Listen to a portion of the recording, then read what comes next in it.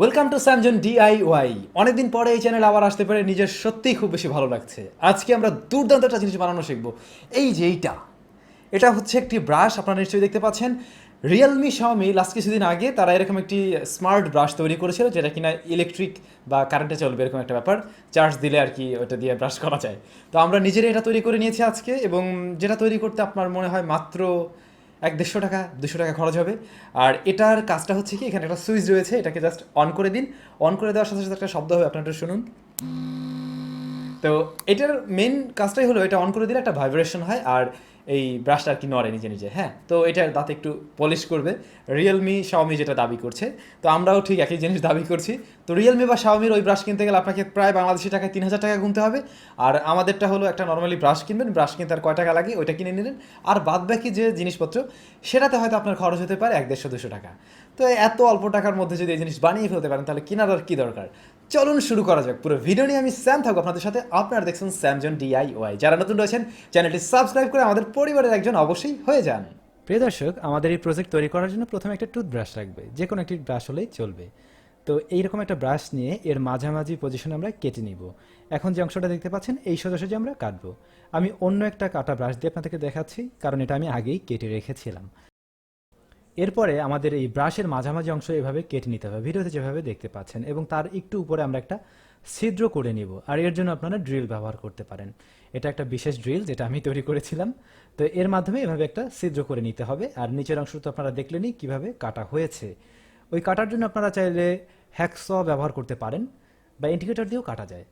এরপরে আমাদের লাগবে একটি পাইপ, নর্মাল একটা প্লাস্টিকের পাইপ। এর উপরের অংশ আমি কিন্তু একটু কেটে নিয়েছি, এর কারণ হলো এখানে আমরা সুইচ ব্যবহার করব। যেহেতু ব্রাশে একটা সুইচ রয়েছে, ইলেকট্রিক ব্রাশ, সো এই জায়গাটাতে আমরা সুইচটা ব্যবহার করতে পারবো। তো এটা আমি আগেই কেটে রেখেছিলাম। আর এর উপরে দেখুন, আমি এখানে একটা ছিদ্র করেছি। দুইটা ছিদ্র, উপরের যেটা এটা ভুলবশত করা হয়েছিল, যাই হোক। তো একটা আমাদের ব্যবহার হবে। আর মূলত ব্রাশটা ঠিক এই সোজাসুজি আমাদের বসবে। এই হচ্ছে মোটামুটি অবকাঠামো। এবারে লাগবে আসল জিনিস, ভাইব্রেশন মোটর। এগুলো আমরা কিন্তু মোবাইল ফোনের মধ্যে পেয়ে যাব। এখান থেকে আমরা দুইটা মোটর ব্যবহার করব। আপনারা যে কোনো পুরাতন মোবাইলের মধ্যে এগুলো পেয়ে যাবেন, সেটা ফিচার ফোন হোক অথবা স্মার্টফোন হোক, সব ফোনের মধ্যেই কিন্তু মোটর থাকে ভাইব্রেশন মোডে যাওয়ার জন্য আর কি। তো এই মোটরগুলো আমরা এই অংশটাতে ব্যবহার করছি। আমি এই টাইপের মোটর ব্যবহার করছি, কারণ এগুলো বেশি কাঁপে আর কি। গোলগুলোর চাইতে এগুলো বেশি ভালো হয়। তো দেখুন, এটার দুই পাশ থেকে আমি সেট করব। এই মোটর যেমনভাবে বসে আমি এই পজিশন বা এর মাপ অনুযায়ী কেটে নিয়েছিলাম, এবং আপনারা নিশ্চয়ই ভিডিও অনুযায়ী বুঝতে পারছেন আসলে কিভাবে কাটা হয়েছে বা কেন এরকম সাইজটা করা হয়েছে। ওকে, এবারে আমাদের দরকার হবে এরকম একটা গ্রিপ, যেটা কিনা বাইসাইকেলের ব্রেকের জন্য থাকে, তারপরে হচ্ছে মোটরসাইকেল অনেকে ইউজ করে। এটার মাঝামাঝি অংশ কেটে আমরা ব্রাশের সাথে এটা একটু ব্যবহার করবো, ব্রাশের মধ্যে এটা ঢুকিয়ে নেব। এটা খুব সফট হয়ে থাকে, এবং এইটা ব্যবহার করলে হবে কি, ব্রাশটা খুব স্মুথলি কাঁপবে আর কি। যার ফলে আপনি দাঁতে বা আপনার দাঁতের উপরে যে গাম থাকে, সেখানে কোনো ব্যথা যাতে না পান, মাংস যাতে ব্যথা না পান। ওয়েল, এবারে আমরা এই মোটরগুলোকে একেবারে পার্মানেন্টলি এখানে ফিক্স করতে যাচ্ছি। তো মোটরগুলোর যে পিন, যে অংশে আসলে লাইন দিতে হবে কারেন্টের বা ব্যাটারির, সেগুলো বাইরের দিকে রেখে আমরা এগুলোকে এখানে ফিক্স করে দিচ্ছি। এবারে আমি এগুলোকে একেবারে গ্লু গান দিয়ে কিন্তু জুড়ে দিয়েছি, এবং ভিডিওতে ব্যাপারটা আমি স্কিপ করে গিয়েছি, নাহলে অনেক বড় হয়ে যায়।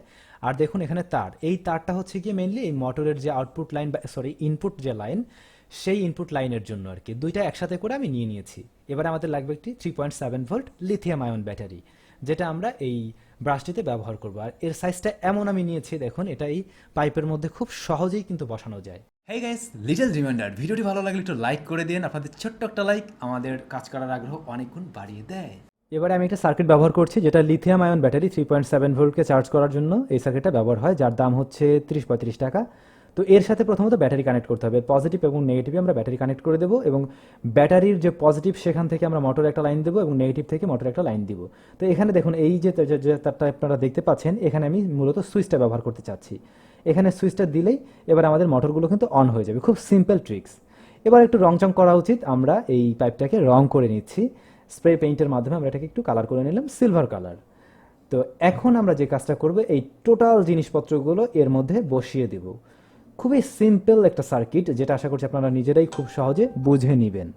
তো দেখুন, এটাকে আমরা এর মধ্যে সেট আপ করে নিচ্ছি। আর যে বাকি দুটা তার, এই তার দুটো তো মেনলি সুইচের, এই তার দুটো আমরা উপরের যে ছিদ্রটি রয়েছে পাইপের, ওই জায়গাটা দিয়ে বের করে রাখবো, যাতে করে আমরা সুইচের সাথে কানেক্ট করতে পারি। যদি আমরা আগে সুইচের সাথে কানেক্ট করতাম, তাহলে কিন্তু সুইচটা এখানে বসানো সম্ভব হতো না।